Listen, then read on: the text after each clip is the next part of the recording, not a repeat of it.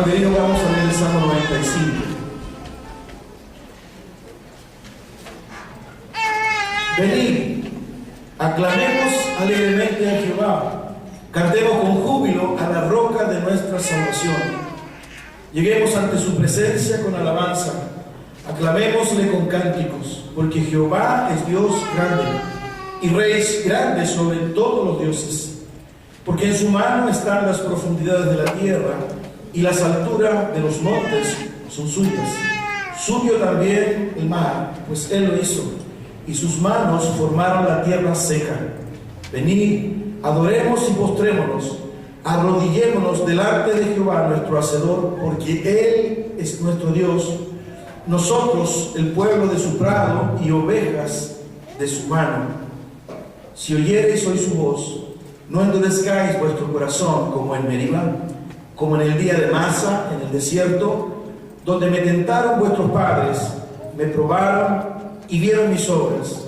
40 años estuve disgustado con la nación y dije: pueblo es que divaga de corazón y no han conocido mis caminos. Por tanto, juré en mi furor que no entrarían en mi reposo. Tengamos un momento de oración. Señor, nos encomendamos una vez más a ti. Señor, tú sabes que anhelamos, Señor, entender esta palabra.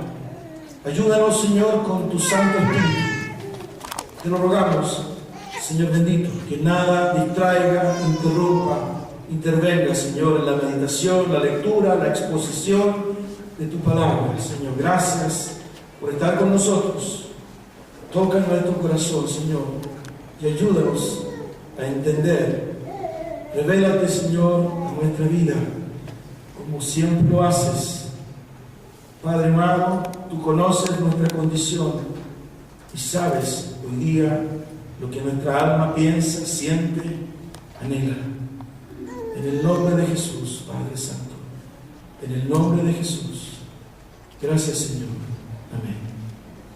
Bueno, el domingo pasado, para aquellos que pudieron estar, estuvimos hablando del amor de Dios. ¿Se acuerdan que hablamos y leímos en Romanos de que nada nos separa del amor de Dios?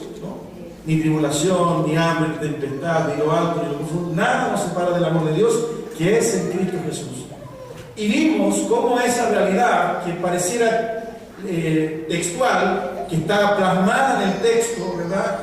Y que es una promesa espiritual, un tanto teológica, efectivamente a través de la fe se hace realidad en nuestra vida, de modo que al enfrentar, por ejemplo, la tribulación, nos da esperanza.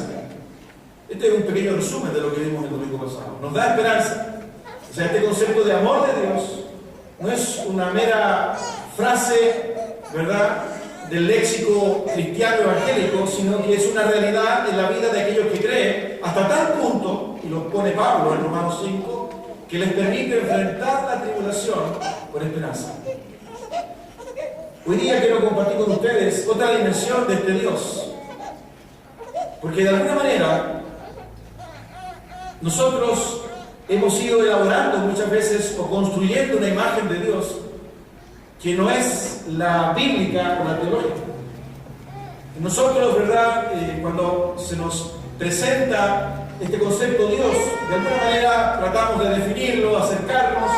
Hay algunos que creen, otros que no creen, está sujeto a cuestionamientos, en fin. Pero lo que más se puede apreciar, ¿verdad?, de esas convicciones es que si Dios es bueno, por ejemplo, ¿por qué permite tanto dolor? Y si Dios existe, ¿por qué permite tanto sufrimiento? Y en la generalidad de las vidas, ¿verdad?, vivimos nuestra propia realidad y muchas veces absolutamente desvinculados de Dios, ¿no? Y Dios pareciera que formara parte de un inventario que está en nuestro depósito, en nuestra vida, y que aparece y sale, lo ocupamos, o cuando estamos en crisis, o cuando estamos necesitados, o cuando de alguna manera tenemos alguna inquietud espiritual y queremos ir a una iglesia, o queremos rezar, o queremos orar, o queremos hablar con un sacerdote, con un pastor, o nos enfrentamos a la muerte, ¿verdad?, un funeral, o nos enfrentamos a un matrimonio, ¿verdad?, un casamiento. Pero este salmo que acabamos de leer, ¿verdad?, nos muestra otra dimensión de Dios. Si usted se fija, es un salmo que tiene 11 versículos. Y en esos 11 versículos hay dos invitaciones. Hay dos invitaciones que, si usted repara y me sigue, la primera invitación está en el versículo 1. Dice: venid, aclamemos alegremente a Jehová, cantemos con júbilo la roca de nuestra salvación. Esa es la primera invitación. Y la segunda invitación está en el versículo 6. Dice: venid, adoremos y postrémonos, arrodillémonos delante de Jehová nuestro Hacedor. Este salmo lo coloqué también en el devocional. Es un salmo, ¿verdad?, que probablemente es un anónimo y que muy probablemente lo haya ocupado algún sacerdote o algún levita cuando guiaba a la congregación, al pueblo de Israel, al tabernáculo, al templo, y para adorar y alabar a Dios. Entonces, pareciera, ¿verdad?, que hay una invitación, y fíjese que el lenguaje que ocupa es: ustedes vengan, ¿no? Por un lado, ¿verdad?, vengan, aclamemos con júbilo, ¿no?, con júbilo, y por otro lado, arrodillémonos, ¿no?, postrémonos. Son dos invitaciones. Y fíjense que la primera invitación, si uno la mira, le echa y lo lee con cuidado, si usted se da cuenta que hay dos razones que menciona, ¿verdad?, y que aparecen en esos primeros versículos, por las cuales el sacerdote o el levita invita a acercarse al Señor, ¿no? Fíjense que en la versión de NBI, no sé si alguno de ustedes tiene esa versión, nosotros habitualmente usamos la Reina Valera 60, dice el mismo texto, versículos 1 y 2, dice: vengan, cantemos con júbilo al Señor, aclamemos a la roca de nuestra salvación, lleguemos ante Él con acción de gracias, aclamémosle con cánticos, aclamémosle. Fíjense que esa palabra júbilo, yo la estuve buscando en la Real Academia Española, y la definición de júbilo es viva alegría, y especialmente la que se manifiesta con signos exteriores, ¿no? Es decir, la invitación es a expresar alegría, júbilo, alabanza, aclamemos, ¿no? Y hay dos razones que aparecen en esos versículos por las cuales el sacerdote o el levita invitaba al pueblo a expresarse incluso exteriormente delante de Dios. La primera razón, ¿verdad?, es que para ellos Dios los había salvado de la esclavitud. Fíjense en el versículo 1, dice: a la roca de nuestra salvación, ¿no? Es decir, esa era una razón potente para expresar incluso externamente la alegría, la roca de nuestra salvación. No se olviden que en la cosmovisión judía, o en la historia judía, mejor dicho, en la historia judía, la salvación para ellos era sinónimo de la liberación que Dios había propiciado en ellos cuando los sacó de los 40 o de los 400 años de esclavitud, 430 años de esclavitud en Egipto. Ese suceso, ¿verdad?, y ese episodio quedó hasta el día de hoy plasmado en la historia de Israel. De modo que en su liturgia y en su vida, en su expresión espiritual, ese hecho, incluso la palabra de Dios, usted la lee, ¿verdad?, transversal de corrido, se va a dar cuenta que ese suceso, la salvación de Egipto, ¿verdad?, marcó definitivamente el antes y el después en este pueblo. De hecho, esa experiencia ayudó a conformar esta conciencia del pueblo, porque antes eran tribus, clanes. Y la otra experiencia de salvación, ¿verdad?, que vivió Israel fue la salida del cautiverio de los 70 años cuando estuvieron en Babilonia. De modo que una de las razones por las cuales el sacerdote invita a cantar es la liberación, la roca de nuestra salvación, ¿no? Y la segunda razón que nosotros encontramos en esos versículos, fíjense que también lo expresa en el versículo 3, porque Jehová es Dios grande y Rey grande sobre todos los dioses. Fíjense que esa expresión está reflejando que ellos están llamados a alegrarse, a adorar con júbilo y a expresar con alabanzas, ¿verdad?, devoción a Dios, porque este Dios es más grande que todos los dioses. Es decir, este Dios es real. No se olviden que estos salmos están en el contexto de la realidad del pueblo de aquella época. Y en aquella época, ¿verdad?, el pueblo de Israel estaba rodeado de otros pueblos paganos, ¿verdad?, los pueblos de Canaán, habían filisteos, ¿verdad?, en fin, habían pueblos que expresaban a distintas manifestaciones religiosas ídolos, ¿verdad?, su adoración y su adhesión. Entonces, ellos se alegraban porque el Dios en el cual ellos habían creído había respondido. Porque no se olviden que la liberación que Dios hace a este pueblo de Egipto es por el clamor de ellos. Ellos clamaban y Dios escuchó. Nuestro Dios es un Dios verdadero, es un Dios grande, no es como los otros dioses. Él nos respondió y Él nos liberó. Esa razón, ¿verdad?, imprimía en el corazón de ellos la alegría, el júbilo, para llegar juntos, ¿verdad?, al templo y alabar y adorar a Dios, ¿no? Interesante, fíjense que esta convicción, ¿verdad?, de que nuestro Dios es real, usted la puede encontrar en otros salmos. Eche una miradita al Salmo 96, nomás al ladito, después del 95 y el 96, ¿verdad? En el versículo 5, miren lo que dice: porque todos los dioses de los pueblos son ídolos, pero Jehová hizo los cielos. ¿Se da cuenta? Miren, el Salmo 135, eche una miradita al Salmo 135, que nos ayuda a comprender un poco más. Salmo 135, versículos 15 al 18. Dice: los ídolos de las naciones son plata y oro, obras de manos de hombres. Tienen boca y no hablan. Tienen ojos y no ven. Tienen orejas y no oyen.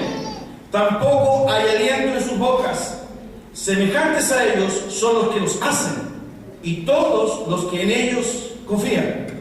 Esos son los otros dioses. Esos son los ídolos. Pero mi Dios hizo los cielos y la tierra. Mi Dios es real. Mi Dios me liberó. Mi Dios me salvó. Mi Dios existe. ¿Se dan cuenta? Y esa sola razón, ¿verdad?, era motivo más que suficiente para que fuera invitada a la congregación. Vengan, arrodillémonos, cantemos, alabemos a Dios. No se olviden del contexto. Ahora, yo no sé si podríamos hacer un paralelo con nuestra vida. Yo no sé si usted cree que el Señor nos ha salvado de algo. Yo no sé si usted cree y ha experimentado a este Dios real, porque hoy día también tenemos muchos dioses. Y hoy día podemos apreciar de alguna manera que hay muchos que confían en muchas cosas, pero menos en Dios. No sé si la situación ha cambiado, a lo mejor hoy día, ¿verdad?, el contexto cultural, ¿verdad?, tecnológico, científico, económico, político, etcétera, etcétera, etcétera, sea totalmente distinto, tal vez mucho más moderno, más avanzado, pero pareciera que algunos de estos elementos hoy día también están presentes. De modo que pareciera ser, y perdone que sea redundante, que este salmo es pertinente, es decir, no es un salmo más de los 150 salmos que hay en la Biblia. Algo está queriendo decirlo, porque pareciera que hoy día hay muchos que confían en muchas cosas y que se han transformado en verdaderos ídolos para muchos. El trabajo, el conocimiento intelectual, el dinero, la influencia, el esposo, la esposa, ídolos en los cuales nosotros centramos nuestra confianza. Ídolos de los cuales nosotros de alguna forma dependemos. Ídolos a los cuales le rendimos cultos y esperamos y confiamos en ellos. Pero Israel decía no, ¿verdad? Esos ídolos, incluso fíjense que en el Salmo 135, y lo quise de alguna forma mencionar, porque caracteriza, ¿verdad?, una forma de ídolo. Habla del objeto, habla de la materia, ¿verdad?, que dice que no miran, no hablan, no oyen, ¿no? Pero mi Dios hizo los cielos y la tierra. Entonces, queridos, este salmo empieza a adquirir una connotación especial. Fíjense la segunda invitación. En la segunda invitación, nosotros también encontramos, ¿verdad?, una tremenda bendición. En la segunda invitación, nosotros podemos leer, ¿verdad?, en el versículo 6 en adelante: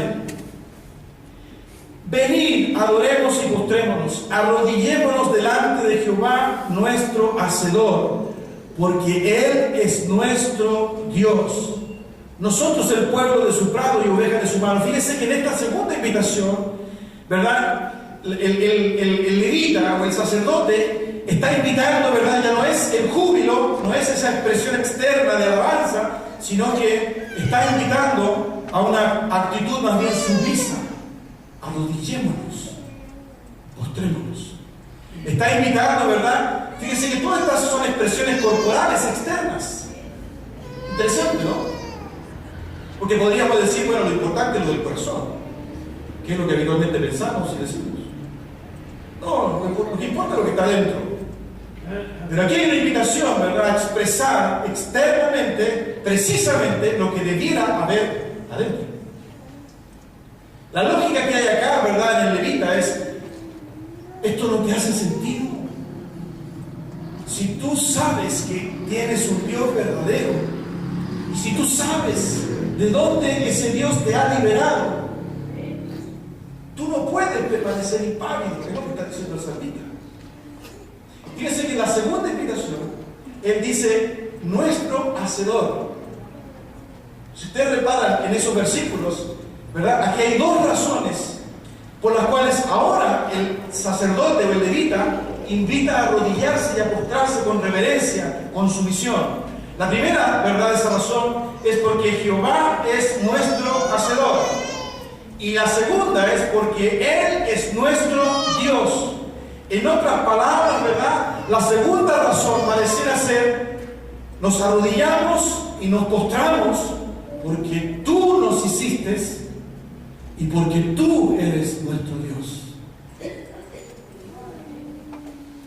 Tú nos hiciste y tú eres nuestro Dios.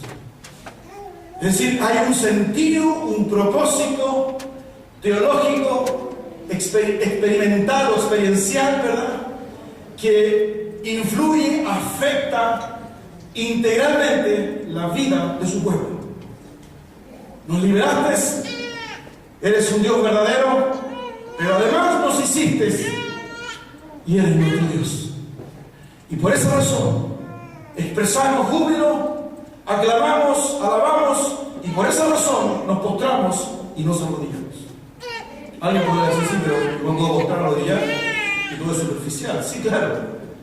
Como también alguien puede decir: no, lo que importa es lo del corazón. Hay muchas consideraciones que uno podría hacer acá. Lo relevante es entender cómo la obra de Dios en la vida de estas personas afectó y afecta, o debiera afectar, su adoración, su alabanza, su entrega, su súplica. Tú nos hiciste y tú eres nuestro Dios. Ese hecho, ¿verdad?, no pone en duda en ningún momento si acaso Dios existe o no existe. Ese hecho, ¿verdad?, no es cuestionado en ningún momento, sino que al contrario, ¿verdad?, este corazón se rinde, busca, reconoce, adora, alaba, se entrega a la experiencia de este Dios real y cercano, porque es un Dios además cercano. Por eso que la invitación es: vengan, vengan. Y si ustedes se fijan, ¿verdad?, está expresada en plural. Arrodillémonos, postrémonos, alabemos, adoremos. No es parte, ¿verdad?, de una liturgia normal, no es el acto, ¿verdad?, de aniversario, de las efemérides que recuerda lo que sucedió, ¿verdad?, hace 200, 300 millones, no millones no, pero 200, 300 años atrás, cuando Él nos sacó de Egipto. No es eso. No es, ¿verdad?, un sentido patriótico, sino que es algo que tiene que ver, ¿verdad?, absolutamente con la vida profunda de cada uno de ellos. Me liberó. Y esa expresión, ¿verdad?, está puesta también en la Biblia. Fíjense que hay salmos, para que usted vea, el mismo Salmo 100, si usted va al Salmo 100, aparece, ¿verdad?, esta realidad de la cual se menciona el Salmo 95, en el versículo 13, el Salmo 100 dice: reconoced que Jehová es Dios, Él nos hizo y no nosotros a nosotros mismos. Pueblo suyo somos y ovejas de su prado. Señor, nos arrodillamos y nos entregamos y te adoramos porque tú nos hiciste y te pertenecemos. Tú nos hiciste y te pertenecemos. Cuando nosotros logramos entender estas dos invitaciones podemos comprender, ¿verdad?, la euforia, la alegría, la paz, la llenura de la presencia de Dios en nuestra vida. Y es imposible que podamos mantenernos indiferentes. En la semana asistí a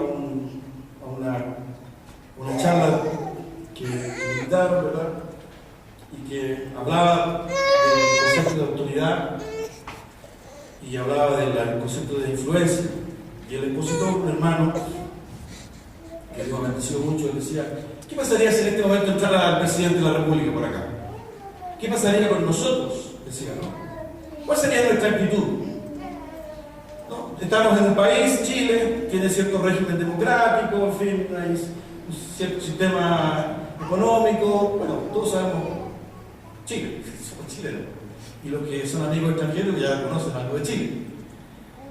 Pero si entra el presidente, ¿verdad?, por su investidura, la actitud de nosotros, ¿cuál sería?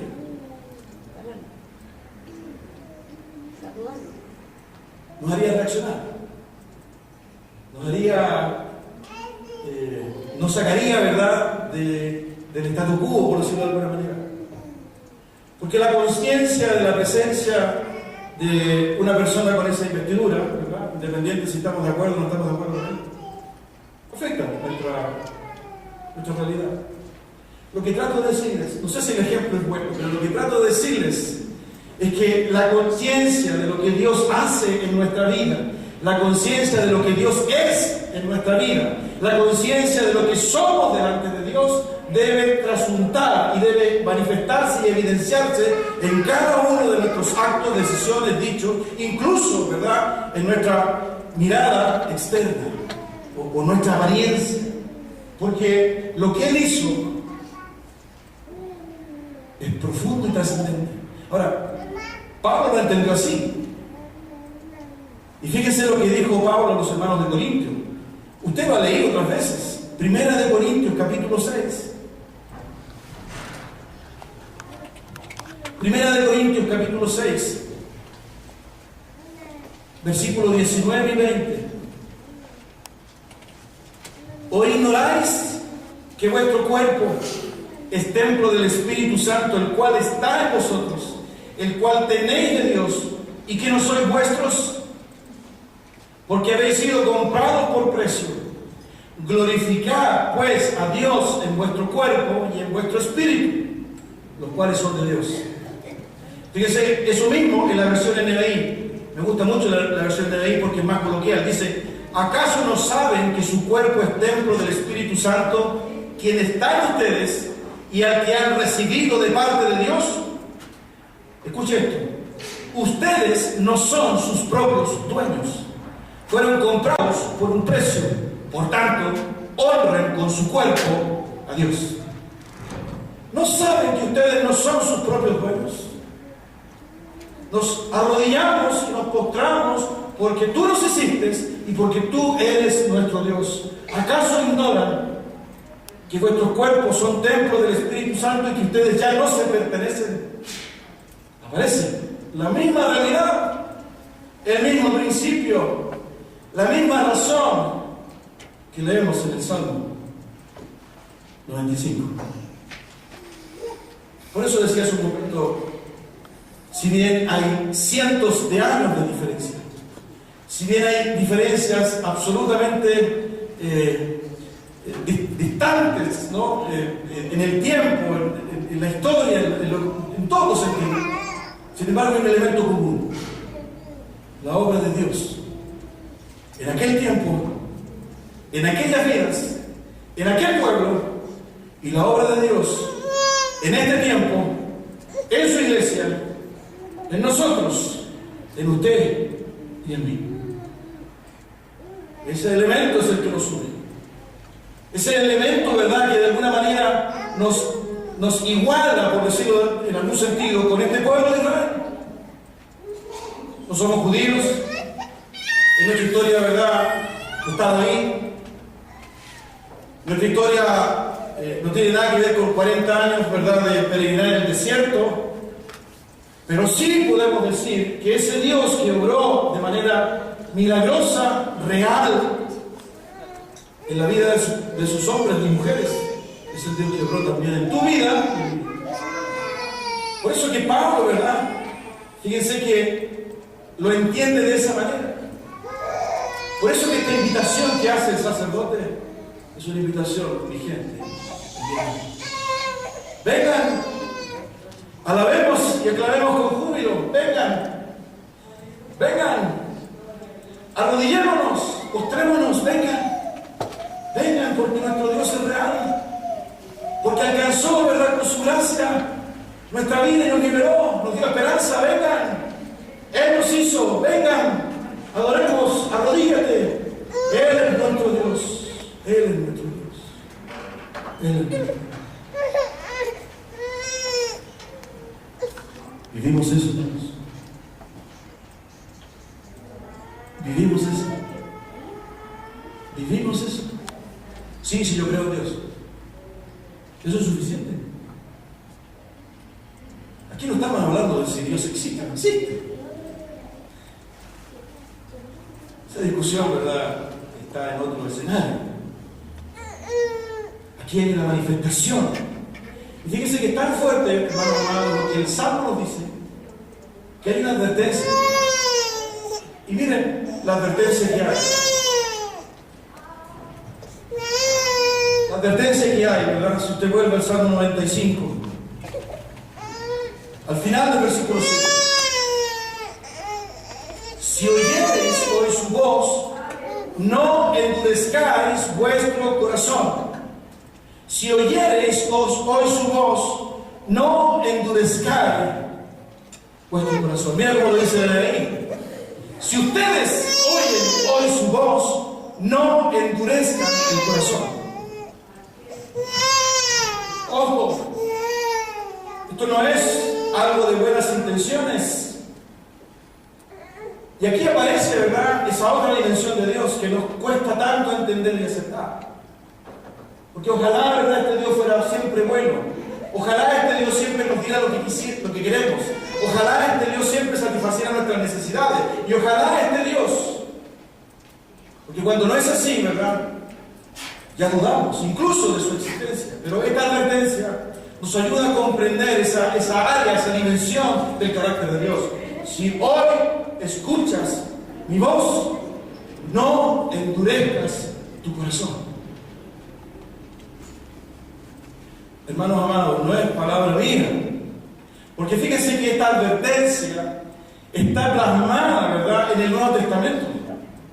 Es decir, ¿verdad?, es una palabra que está orientada a la iglesia, que está orientada a aquellos que han gustado de la salvación o de la libertad, que han declarado incluso en algún momento su fidelidad para con Dios. No endurezcas tu corazón. Y el Salmo, fíjense, para establecer con claridad a lo que se está refiriendo, hace mención de un suceso que ocurrió en la vida de Israel. Fue cuando recién habían salido de Egipto. Tú lo puedes encontrar en el capítulo 17 de Éxodo. Y no tenían agua. Y no tenían agua. Y el pueblo empezó a reclamar. Y el pueblo se enojó. Y el pueblo, ¿verdad?, se desafía a Moisés. Tú nos trajiste acá. Mira, ahora no tenemos agua. Mejor nos hubiésemos quedado en Egipto. No vamos a morir de sed. Y los tipos empezaron, ¿verdad?, a alegar. Y hicieron una pregunta, que es la pregunta que muchas veces hoy día, de manera audaz, nos hacemos nosotros. ¿Está o no está Dios con nosotros? Amén. Esa es la pregunta que hicieron. ¿Es verdad que Dios está con nosotros? ¿Es verdad que Dios existe? Mira cómo estamos, mira lo que nos pasa. Mejor nos hubiésemos quedado sin conocer a Dios. A eso hace mención el Salmo 95. ¿Está Dios con nosotros? Por eso que es pertinente. Y a esa condición, el salmista dice: no endurezcas tu corazón. Es Estaba apuntando directamente a la incredulidad que había en el pueblo. A la incredulidad. Y si usted lee al final del Salmo, ¿verdad? Hay un juicio de Dios. Yo juré que no entrarían en mi reposo. Y durante 40 años ellos estuvieron errantes en el desierto. Pero ¿cómo si nosotros estábamos adorando, estábamos arrodillados y estábamos cantando con júbilo? No, parece que algo está pasando con esta teología. El gran problema y la gran dificultad nuestra, queridos, es precisamente esta incredulidad. Y fíjense que solamente por tomar un pasaje, abra su Biblia en el libro de Hebreos.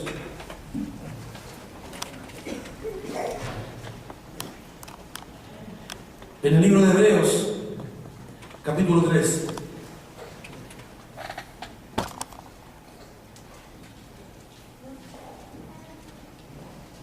Del versículo 7 al 19. No lo vamos a leer todo. Hebreos 3. Si usted se fija, del versículo 8 al versículo 11 de ese capítulo 3 de Hebreos, es la reproducción del Salmo 95. Mire cómo dice: si oyereis hoy su voz, no endurezcáis vuestros corazones. Estoy leyendo Hebreos 3:8. Como en la provocación, en el día de la tentación en el desierto, donde me tentaron vuestros padres, me probaron y vieron mis obras 40 años, a causa de lo cual me disputé contra esa generación y dije: siempre andan pagando en su corazón y no han conocido mis caminos. Por tanto, juré en mi ira, no entrarán en mi reposo. Eso que estaba leyendo, que acabo de leer, es el Salmo 95. Y ahora lo toma, ¿verdad?, el Nuevo Testamento, Hebreos, el autor de Hebreos, y se los coloca sobre la mesa a aquellos hermanos que estaban viviendo, ojo, el nuevo pacto. Porque también, ¿verdad?, a veces somos gozados y tenemos la tendencia a separarnos del Antiguo Testamento porque estamos viviendo el Nuevo. Entonces estamos en la época de la gracia. Y como estamos en la época de la gracia, ¿verdad?, hay cosas del Antiguo que no nos afectan. Pero no es así. La palabra de Dios es una.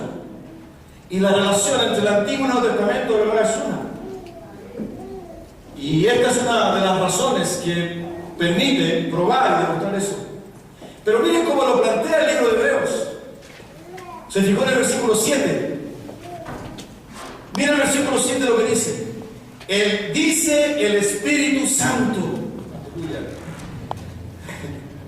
Dice el Espíritu Santo.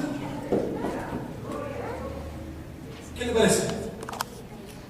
Nosotros hemos creído, ¿verdad?, desde el Nuevo Testamento hacia atrás, en el Espíritu Santo, ¿no? Y nos han enseñado la obra del Espíritu Santo. Y anhelamos la llenura del Espíritu Santo. La realidad del poder de Dios a través de su Espíritu en nosotros. Acabamos de leer, ¿verdad?, de que somos templo del Espíritu Santo y que no nos pertenecemos. Pues bien, ese mismo Espíritu Santo está diciendo a los hermanos, ¿verdad?, de esa comunidad en la era de la gracia, en el Nuevo Testamento: ojo, no endurezcas tu corazón.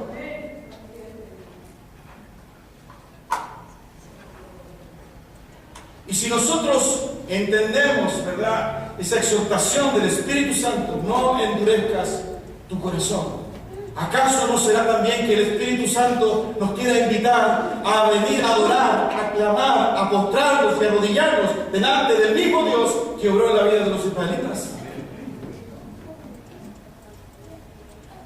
Entonces, queridos, ya no es un salmo más, ya no es una liturgia más, sino que tiene un sentido profundo teológico, no por un tema cultural, ritual, ¿verdad?, superficial, sino por la obra que hizo Dios en mi vida. ¿Usted ha visto un joven o una niña enamorado o enamorada? ¿Cómo son los enamorados? ¿Cómo somos los enamorados? Ciego. Está mejor, lo arreglé.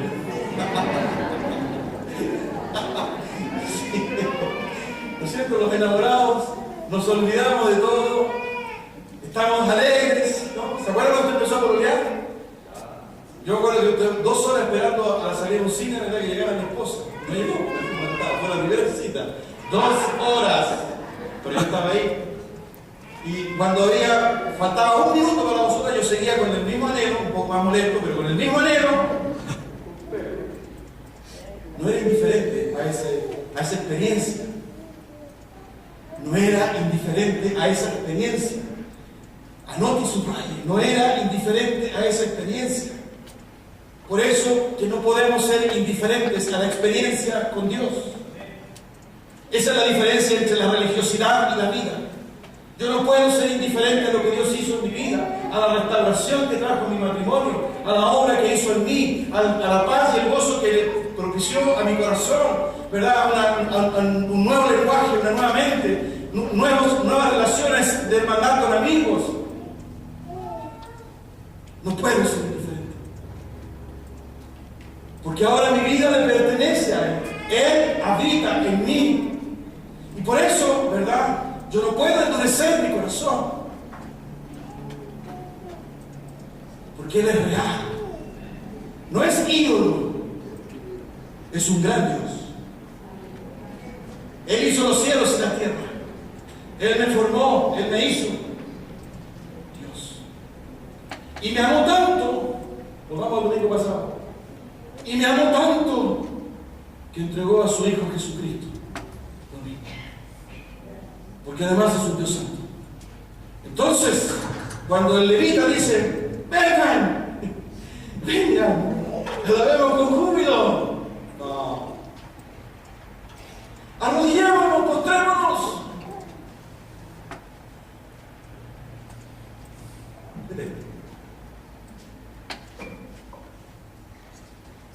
Y uno puede seguir leyendo en Hebreos.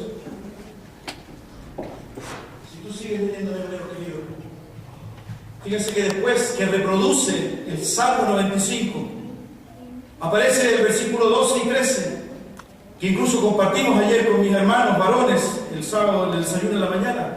Mirad, hermanos, que no haya en ninguno de vosotros corazón malo de incredulidad para apartarse del Dios vivo. Antes, exhortaos los unos a los otros cada día, entre tanto que se dice hoy, para que ninguno de vosotros se endurezca por el engaño del pecado. ¿Se dan cuenta, verdad, que al igual que el sacerdote y que el levita, porque el sacerdote y el levita invitaban a la comunidad, al pueblo, hablaban en plural, la exhortación que hace Hebreos también es comunitaria. Es decir, en esta experiencia, ¿verdad?, de adoración, de arrodillarse, de postrarse, de reconocer a este Dios en medio nuestro, es una experiencia comunitaria. Por eso que él habla de que los hermanos se deben ayudar, se deben exhortar, para que ninguno se endurezca a causa del pecado. Es decir, yo no vivo mi experiencia con Dios de manera privada y solitariamente en alguna banca o en alguna silla de esta iglesia. No puede ser. Yo no vivo esta experiencia de lo que Dios hizo en mi vida, ¿verdad?, de manera como el llanero solitario, ¿verdad?, que nadie me toque, que nadie me vea. No es así. Este lenguaje que usa Hebreos también es un lenguaje de una iglesia de Dios, de una comunidad de Dios. Sí me importa que tu corazón no se endurezca, sí me interesa que tú no te endurezcas, sí me interesa, ¿verdad? Y debiera importarte si acaso mi corazón se endurece. Porque somos la iglesia de Dios. ¿Y por qué es tan importante todo esto? Porque estamos insertos en esta cultura. En media hora más vamos a estar allá afuera. En un día más vamos a estar allá en el centro de Santiago, o en el sector de Quiribura, o en donde estemos trabajando. En 2 días más vamos a tener que tomar decisiones y enfrentarnos a situaciones desagradables. En media hora más vamos a volver a dialogar con el esposo y con la esposa. A lo mejor llegar aquí con una pareja molesta. A lo mejor hay relaciones entre padre e hijo, ¿verdad?, que hace años que no se cultivan. Silencios, diferencias, dolores, resentimientos. ¿Acaso eso no es esclavitud? ¿Acaso esos sentimientos, esos recuerdos, esos dolores no son esclavitud? ¿Acaso no creímos algún día que Jesús nos iba a liberar de ello? ¿Acaso no nos ha liberado ya de muchas de esas cosas? Nuestro Egipto. Nuestro Egipto. Por eso, queridos, no somos el pueblo de Israel. No somos, ¿verdad? Ni yo soy Moisés. Pero sí somos la comunidad de Dios. Estamos llamados a postrarnos, a adorar, a arrodillarnos, a cantar con júbilo y con alabanza, porque Él nos hizo, porque Él es nuestro Dios, porque Él nos liberó y porque es un Dios grande y real. Él se materializó a través de Jesucristo. ¿Ha cambiado el lenguaje? ¿Hay una diferencia entre el Nuevo y el Antiguo Testamento? ¿Es un canto más? ¿Es un salmo más? No, hermanos. Es el propósito de Dios para el día de hoy, para la iglesia suya. Y la iglesia cordillera forma parte de su iglesia. Hagamos un momento de oración. Tú eres santo Dios, de gloria a Dios, de toda majestad. Tú eres santo Dios, de gloria a Dios, de toda majestad. Dilo. Tú eres santo.